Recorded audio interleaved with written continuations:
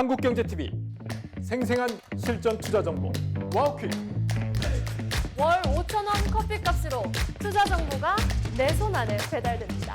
와우킥 N에서 만나요. 네, 시장에 대한 조금 더 깊이 있는 얘기 좀 나눠보죠. SK증권 투자전략팀의 강대승 연구위원하고 조금 더 얘기 나누겠습니다. 어서 오십시오. 네, 안녕하세요. SK증권 내년 전망 보고서 보니까 코스피 지수 상단을 4,850으로 제시하셨더라고요. 그거를 제가 4,100을 기준으로 해서 이렇게 상승률을 보니까 그럼 한 18%밖에 안 오른다는 얘기인데 다른 증권사에 비해서 좀 보수적이신 거 아닙니까? 저는 지금 실적 성장에 대한 기대가 어느 네. 정도 반영이 된 게 아닌가 생각이 듭니다. 어느 정도는요. 네. 왜냐하면은 지금 우리가 보통 전망할 때 지금 대비해서 얼마만큼 올라갈지를 보통 이제 생각을 하는데 네. 이게 직전 12개월 수익률이랑 직전 12개월 EPS랑 향후 12개월 EPS의 이격도가 얼마나 있는지를 제가 이제 보곤 하는데 이게 1.3 정도 와 있고 보통 1.45 정도에서 이제 마무리가 지었더라고요. 그래서 이거를 생각해 보니까 EPS가 추가적으로 이제 우리가 기대하는 게 추가적으로 5% 내지 10% 정도는 추가로 상승할 수 있는데, 그러니까 상승할 룸은 열려 있는데 저는 이거에 대해서 조금 보수적으로 보고 있는 게 속도가 너무 빨리 올랐습니다. 그러니까 9월, 10월, 11월 되면서 우리가 네. 3분기 실적 발표를 지나면서 속도가 실적 전망에 대한 속도가 굉장히 빠르게 개선이 되었기 때문에 내년에는 아마도 이거를 확인해가는, 진짜 이만큼 성장할 수 있어 라고 하는 걸 확인해가는 절차 이후에 저는 상승하지 네. 않을까 생각을 해서 뭐 다른 증권사들보다는 조금은 보수적으로 본 게 아닌가 싶습니다. 그럼에도 불구하고 조금 긍정적으로 볼 수 있는 거는, 만약에 우리가 이러한 게 빠르게 오른 실적 전망을 충족해 나간다라고 하면은 밸류에이션 자체가 저는 올라갈 수 있다라고 생각을 합니다. 지금 최근에 EPS 전망치가 올라가면서 지금 밸류에이션이 낮아졌는데, 네. 과거 우리가 이 전망치가 올라가기 전에, 그러니까 10월 말 정도에 우리가 경험했던 밸류에이션 수준까지 올라갈 수 있을 거다라고 생각을 했고, 이 두 가지를 결합해 보니까 4,850까지는 타겟으로 올라갈 수 있겠구나라고 생각을 해서 상단을 제시했습니다. 사실은 오른다는 전망인데 네. 제가 다른 데 비교해서 보수적이라고 질문하니까 첫 질문에 약간 당황을 하신 거 아닌가라는 생각도 드는데, 전반적으로 이제 증권사들이 내년에 다들 코스피는 여기보다는 더 올라가겠다라고 전망을 하고 계시고요. SK증권은 이제 상단을 4,850으로 제시하고 계시는데 그 근거가 이제 아까 말씀하신 네. 그리고 상대적으로 조금 다른 데에 비해서 좀 낮게 잡은 이유는 그간의 속도가 너무 빨랐기 때문에 이 부분은 약간 선반영이 된 거 아닌가라는 말씀까지 해주셨습니다. 코스닥은 어떻게 보십니까? 사실 코스닥은 1,000스닥 이상으로 가야 된다라고 말씀하시는 분들도 있고, 또 정부에서도 코스닥 시장 활성화를 외치고 있는 상황이기도 하고요. 정책 효과가 좀 있을 걸로 보세요. 네. 저는 있을 거다라고 생각은 네네. 합니다. 왜냐면은 어쨌건 지금 드라이브를 걸고 있고 내년을 앞두고 연말에 지금 발표를 했다라는 것 자체가 내년에 어쨌건 우리가 코스닥을 살리겠다라고 하는 정부의 의지가 저는 조금 담겼다라고 생각을 하기 때문에 네. 내년 연초에 저는 코스닥이 조금 강하게, 그러니까 정부가 정책을 계속해서 발표하면서 혹은 이런 식으로 우리가 해나가겠다라는 이제 안을 발표하면서 저는 코스닥이 내년 초반에는 조금 강세를 보이면서 1,000스닥 볼 수 있다라고 생각은 합니다. 그런데 문제는 이게 구조적으로 1,000스닥에 안착을 할 거냐라는 거는 사실 다른 문제라고 생각을 하고요. 과거에 또 우리가 과거 정부에서도 우리가 코스닥을 살리겠다는 얘기는 계속해서 했었는데 이게 정착이 되지 못한 이유가 어쨌건 이게 정책이 실현화되지 못하면서 혹은 유명무실해지면서 이게 그걸 들어올리는 효과를 조금 상쇄가 됐기 때문에 저는 그게 코스닥으로 이제 구조적으로 이제 가지 못했던 건데, 지금 어쨌건 정부가 강하게 드라이브를 걸고 있기 때문에 이게 실제로 정책화돼서 변화한다라고 한다면 저는 구조적으로, 그래서 코스닥을 보실 때는 내년 상반기, 내년 초 상승은 기대감에 의해서, 이후의 상승은 조금 구조적으로 이렇게 두 개를 구분해서 보실 걸 추천드립니다. 일단은 내년 초에는 코스닥 시장에 여러 가지 기대감이 반영되면서 1,000 이상으로 올라갈 가능성이 분명히 있는데, 거기서 안착하려면 정부가 구조적으로 계속해서 시장에 대한 어떤 뭔가 사인을 주고 이렇게 실행되는 게 눈에 보여야 연말까지 가도 1,000 위에서 코스닥이 놀 것이다, 이런 말씀이시죠? 네, 맞습니다. 어떻습니까? 내년에 이제 우리가 변수 몇 가지를 꼽으라고 한다면 AI 버블과 관련돼서 미국에서 지금 좀 잠잠해졌습니다만 언제든지 실적이 조금 훼손이 된다거나 그와 관련된 이슈가 나오면 또 커질 가능성이 있어 보이고, 또 하나는 금리 인하 사이클로 들어갔다라고는 하는데 경기 상황에 따라서 이 금리 인하 경로에 대해서 또 논란이 있으면 시장이 또 흔들릴 것 같기도 하거든요. 그런 부분은 어떻게 전망하고 계세요? 저는 지금 이제 대부분의 증권사들이 네네. 내년에 좋다라고 얘기를 하는데, 그냥 좋다라고 해서 마냥 좋다라고 생각하기보다는 어느 정도 이러한 변수들을 조금 트래킹해 나가면서 보실 것을 좀 추천드립니다. 네. 이유는 지금의 증시 상승이 나타난 이유를 조금 살펴봐야 될 것 같은데요.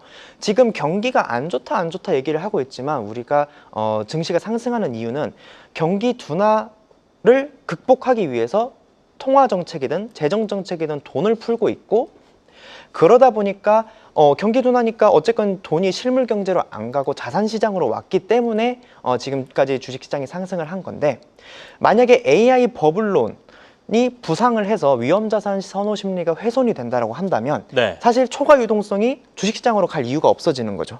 그러면 이번에 그러니까 11월, 12월 조금 변동성이 컸던 때처럼 주식 시장이 크게 흔들릴 가능성이 있고, 또 마지막 세 번 축인 유동성 관련해서 아까 말씀 주셨던 것처럼 유동성에 대한 경로가 뭔가 네. 변화할 때 우리가 시장 변동성이 커질 수 있는데, 저는 그게 관세 때문이다라고 생각을 관세요? 하고, 네, 관세. 관세 이슈는 좀 이렇게 잠잠해진 거 아닌가요? 저는 지금 시장에서 조금 이거를 과소평가하고 있다라고 생각을 하는데, 지금 어쨌건 우리가 미국 CPI든 미국 PPI든 튀지 않았기 때문에 관세가 별로 영향이 없는 거 아니냐라고 생각을 이제 보통 하고 있는데, 지금 어쨌건 미국 정부는 우리가 관세를 통해서 수입을 많이 잃었다라고 얘기를 하고 있고, 그러면 이걸 누군가 부담을 하고 있다라는 건데, 수입 물가 지수, 미국의 수입 물가 지수에는 관세 영향이 포함이 되어 있지 않습니다. 그러면 얘가 낮아졌다고 하면 수출 기업이 이걸 부담하고 있다는 건데, 미국의 수입 물가 지수를 그려보면은 그렇게 크게 빠지지 않았습니다. 그 말인즉슨 미국에 있는 경제가, 미국 경제 주체가 이걸 부담하고 있다라는 거고, 이게 CPI, PPI로 전가되지 않았다라고 하는 거는 지금 1차적으로 수입업체가 이걸 전부 다 부담하고 있다라는 건데, 지금 3분기 실적 발표 이후에 중소기업들 러셀 2000의 ROA를 그려보면은 이게 굉장히 많이 내려가 있습니다. 그러니까 중소기업들 살기 어렵고, 지금까지는 경기 둔화 우려 때문에 우리가 고객을 잃을 것 같다라고 해서 전가를 못했다라고 한다면, 이제는 생존을 위해서 우리가 전가를 해야겠다라는 띠으로 갈 가능성이 높고, 그렇기 때문에 저는 내년에 시장 상승을 즐기시되 관세, CPI, PPI 관련된 물가 관련된 거를 계속해서 트래킹해 나가면서 투자할 것을 추천드리고 있습니다. 결국엔 미국의 관세 때문에 시장의 물가로 반영되는 이 부분, 그게 이제 내년에 나타날 가능성이 있으니까 그게 변수가 좀 될 것이다, 이런 말씀이시네요. 섹터로 좀 들어가 보죠. 반도체하고 전력기기 등 AI 인프라 관련 섹터가 이제 시장을 주도할 것이다. 앞서도 저희가 뭐 그런 얘기 조금 나눴는데요. 어느 정도 강세를 예상하십니까? 특히 반도체는 이익이 기대감이 지금 계속 늘어나는 것 같거든요. 저는 그러니까 올해보다 집중도가 더 강해질 것까. 이쪽으로 더 네, 시장의 이쪽으로 쏠림이. 시장의 쏠림이 네. 더 강해질 거다라고 생각을 합니다. 그 이유는 어쨌건 지금 돈을 쓰고 있는 주체가 네. 정부 아니면 빅테크들, AI 패권 경쟁에서 이기기 위해서 그들밖에 없기 때문에 이쪽을 보고 있는데, 여기에 플러스 알파로 지금 최근에 계속해서 얘기가 나오고 있는 게 AI 버블론입니다. 그러면 AI 버블론이 대두가 되었을 때는 사실 우리가 향후에 네네. 어떻게 될지는 모르겠다라고 얘기를 하지만, 그 이전에, 그러니까 어쨌건 지금 실적 AI 버블일 수도 있고 아닐 수도 있는데, 어쨌건 지금 당장 돈을 버는 애들한테 투자자들은 관심이 쏠리게 되어 있고요. 과거의 닷컴 버블 때도 보시면 1999년 중반부터 2000년 중반까지, 그러니까 우리가 뒤를 돌아봐서 버블이라는 걸 알지만 과거에도 버블 우려가 있었고 언제 터질지 모르는 지금과 같은 상황에서 보면 IT 소프트웨어, 그러니까 마이크로소프트라든지 오라클 같은 애들의 주식시장 상승률과 시스코 시스템즈라든지 HP 같은 IT 하드웨어 같은 애들의 주가 수익률을 비교해 보면은 네. 앞선 애들보다는 하드웨어 쪽이 조금 더, 그러니까 인프라 쪽 실질적으로 실적이 찍히는 애들 쪽으로 투자자들의 관심이 몰리면서 주가가 상승을 많이 했고, 지금과 같은 경우에도 버블 우려가 있다 보니까, 근데 어쨌건 AI 패권 경쟁을 위해서 정부든 미국 대형 IT든이 투자를 할 거니까 이쪽으로 쏠림이 더 강해질 거다 생각이 합니다. 그럼 그쪽으로 쏠림이 강해지면 다른 저희 주도주라고 했던 조선 방산 쪽은 어떨까요? 조선 방산 쪽도 생각을 해보시면은 아까 이제 두 가지 축이라고 말씀을 네. 드렸는데, 첫 번째는 AI 쪽, 그리고 두 번째는 정부 쪽입니다. 그런데 조선과 방산도 생각해 보시면은 우리가 민간에서 뭔가 이렇게 밀어내기보다는 정책적으로 되는 게 많습니다. 오늘 이제 조선주 강세를 이끄는 미국의 이제 뭐 한국과 조선 협력하겠다라는 것도 사실은 정책에 의해서 수요가 나오는 거고요. 방산과 같은 경우에도 생각해 보시면은 우리가 예산을 통해서 볼 수 있듯이 내년에 어쨌건 지금 지정학적 우려도 있고 네. 방위비 상향 조정 요구도 있었기 때문에 한국 같은 경우에도 그렇고 대만, 일본 다들 보면은 방위비 예산이 지금 내년에 올해보다 더 많이 쓰겠다라고 얘기를 하고 있습니다. 그러니까 정책에 의해서 돈이 들어갈 가능성, 환경은 지금 마련돼 있다라고 보시는 게 맞는데, 문제는 이게 정책적으로 실질적으로 시행되기까지는 조금 시간이 걸리기 때문에 저는 반도체가 먼저 오르고 그 이후에 바통을 이어받아서 반도체가 어느 정도 강세를 보이는 가운데 조선 방산도 이제 추가적으로 이어서 바통을 이어받아서 같이 끌고 가는 형국이 될 것 같고요.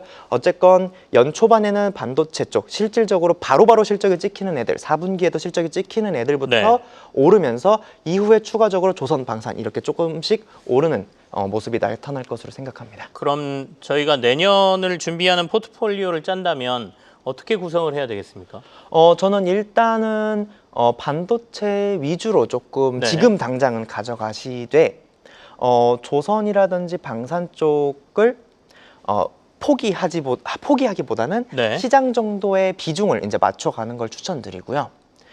여기에 더해서 정책과 관련된 이제 배당이라든지 이런 쪽, 그러니까 상법 개정안 등이 어쨌건 미뤄지긴 했지만 내년에도 계속해서 논의가 나올 거고 배당과 관련된 부분에서도 어쨌건 기대감이 있을 거기 때문에 네. 내년 하반기에는 이쪽에 대한 관심이 조금 늘어날 거다라고 생각이 듭니다. 그렇기 때문에 약간 지금은 반도체 한 연 중순쯤 갔을 때는 조선에 대한 오버웨이트, 하반기에 갔을 때는 배당, 정책과 관련된 지주사 관련된 애들에 대한 오버웨이트, 이렇게 포트를 조금 굴려가는, 그러니까 뭔가 비중을 변화하는 쪽으로 가는 게 좋을 것 같습니다. 알겠습니다.